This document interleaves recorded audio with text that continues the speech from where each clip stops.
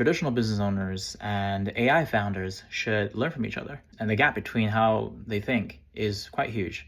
Since we're building our startup that sells to a lot of the traditional business owners, we realize that they usually worry about their supply chain, logistics, quality of the products, health level of their cash flow, and oftentimes they need to hire people if they are selling to a different market, especially if they don't speak the language, and oftentimes they don't, especially if they are not from an English-speaking country. And they normally don't lean to AI or software for help because they feel like they can just own the whole pipeline and do the things by themselves.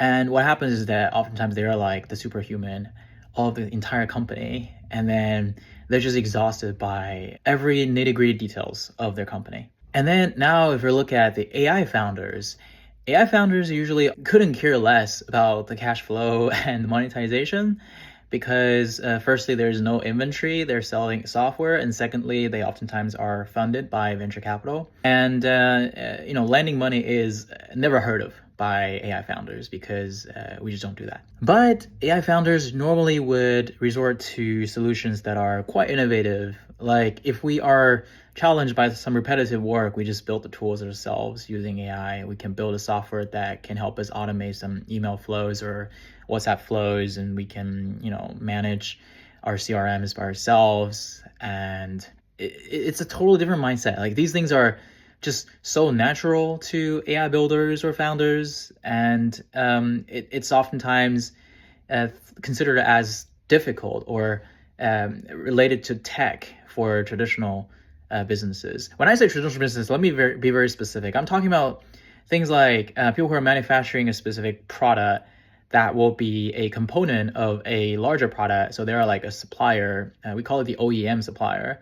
Or they're, shipping some little gadgets. It could be like smaller solar panels that you put on top of your house. It could be like, even some paint that you use to paint your house.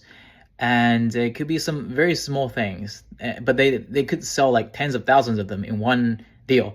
Okay, so their cash flow is really about how healthy it is regarding their stock of products in their inventory and how fast they can get the money back. And oftentimes they probably will lend some money from the bank to purchase either the land or the products, et cetera, et cetera.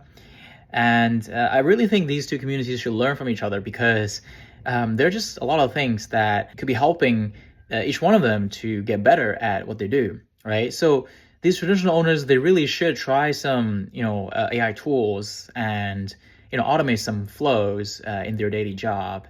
Whereas these AI founders really should be worrying about monetization, cash flow, and also very, very dedicatedly serving loyal customers. Because a lot of the AI founders that I speak with, like, I don't know, maybe because most of the companies are quite new, the customers are not very loyal. They have very high retention problems. Whereas all these traditional businesses that we spoke with, they often, have like partners who they worked with for the past 20 years. A lot of the human relationship part should still be quite related. Humans are still the same. If you're still selling to human who are building that agents that you're plugging into, then you should still learn how to build these long-term relationships instead of not worrying about retention at all. These two really should be learning from each other. And speaking to each other helps to revisit whether the model that you're believing in for running a company is correct or is for the long term.